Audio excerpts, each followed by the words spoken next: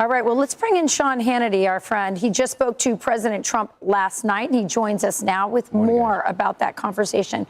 Good morning, Sean. What did the president tell you? Good morning. Well, before I get to the president, I really was paying very close attention to everything that Jennifer Griffin was reporting here.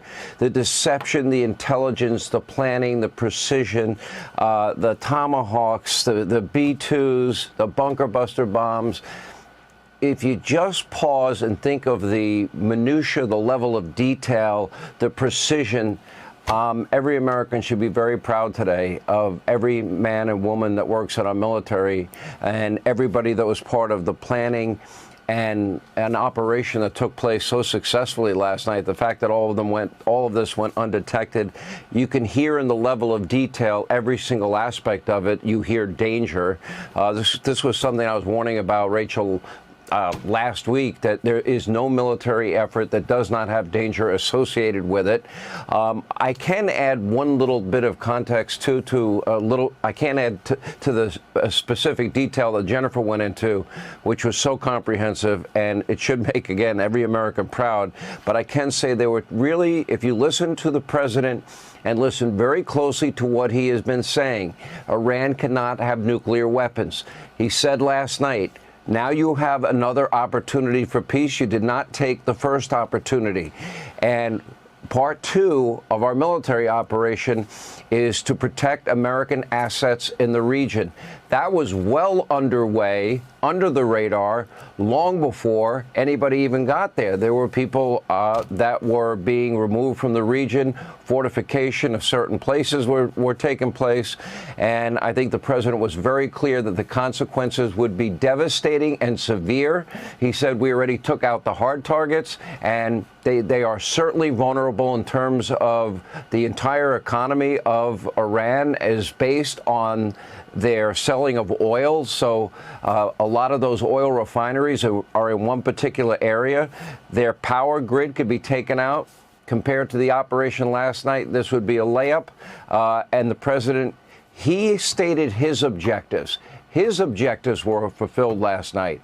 Now, the Israelis, they have a different objective because they're the ones that have been taking on through Iran directly and their proxies hundreds of thousands of missiles being fired into their towns, their communities, and their cities. And I would not be surprised at all if the Israelis decided at some point that they wanted to go after that targets. But the president was clear in terms of what American interests were, America first, America's agenda. And he has been very, very consistent in terms of his ideology, philosophy, in terms of this national security of our country, and I think he shows that consistency here. Yeah, Sean, to your point, Pete Hegseth, Secretary Hegseth, saying today about President Trump, quote, he seeks peace in Iran, should take that path. We have just a little bit of Hegseth's comments I'd like to play for you, Sean, and that is where he's making the point that basically only President Trump could have gotten this done. Watch here. Many presidents have dreamed of delivering the final blow to Iran's nuclear program, and none could until President Trump. The operation President Trump planned was bold, and it was brilliant, showing the world that American deterrence is back. When this president speaks, the world should listen, and the U.S. military, we can back it up. Sean, your thoughts? Griff, by the way, good to see all of you. I'm watching every weekend, so I feel like I'm just having coffee with my friends on the weekend. But in all seriousness, you know, Pete is 1,000% right. I mean, we can take this back to 1979. Griff, our mutual friend, Colonel Oliver North, actively involved in operations with Iran. He went there. He had a suicide pill with him. No president has been able to deal a blow like this to the #1 state sponsor of terror. Here's the president's calculation. It's not that complicated if you listen to what he says. And I urge everybody to hear him when he speaks.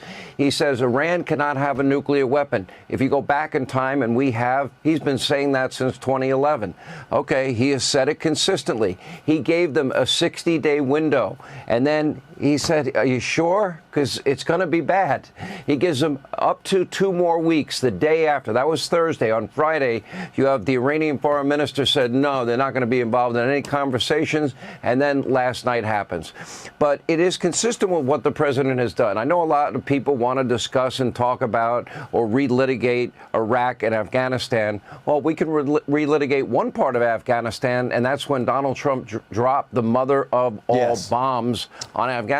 We can relitigate how to deal with Iran in the past, and the Iranians could have learned something when General Soleimani was taken off that tarmac and that terror threat was removed. We could have learned something when President Trump took out Baghdadi and associates, and we really could have learned a lot if we watched President Trump.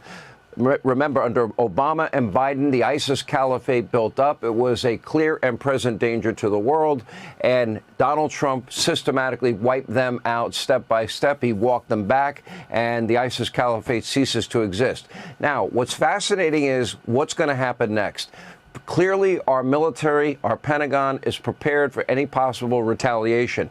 But the message has been sent, like the message was sent before last night. The message before last night was, you can't have a nuclear weapon. Take a peaceful solution. We are offering you a pathway towards such. Part 2 of that is, if you attack any assets of the United States of America in the region, we will overwhelmingly devastate you.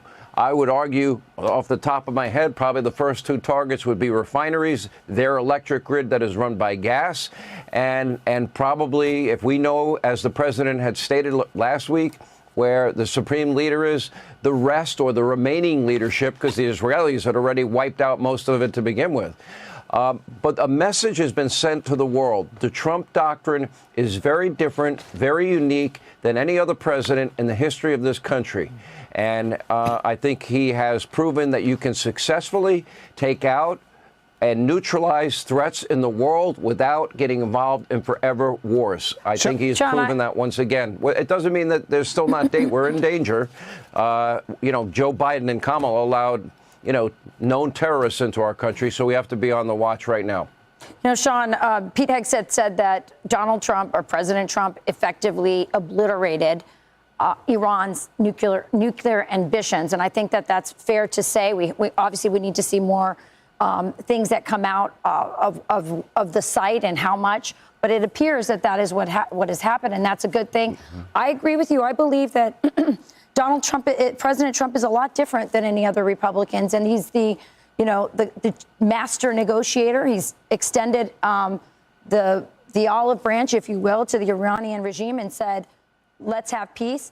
But what about Israel's ambitions for regime change? Can that also be curtailed in order to get that peace negotiation and end things so that it doesn't expand? Well, the president was clear, too, last night that maybe like never before have 2 countries been able to coordinate and work together to create an atmosphere where America had the greatest odds of success to pull off what Jennifer Griffin described as one of the most complicated and sophisticated and absolutely brilliant military efforts in the last number of decades. I can't think of an operation that has been this big, this wide, this successful. As others have said, past presidents wanted to do it. My conversation with the president last night, he was very sober. He did start giving me some of the details just as I was coming on the air. Literally, I walked into my studio about 1 minute, less than 1 minute, because I've been conversing with him, and gave me some of the details. Now that we have more details this morning, wow, I'm kind of blown away. I am impressed beyond words of the efforts of our military. I'm very proud of them. I'm very grateful to them.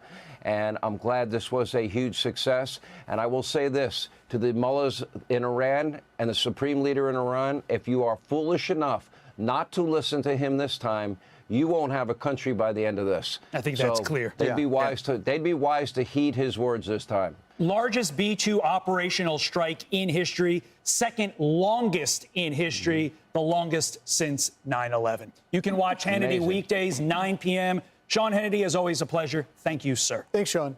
Thanks, Thank you, guys. Sean. And I hate that picture. Who put that picture up? That picture's terrible. It was great. He does all the graphics. Thanks, Sean. Very good. All See you, right, Sean. great show, guys.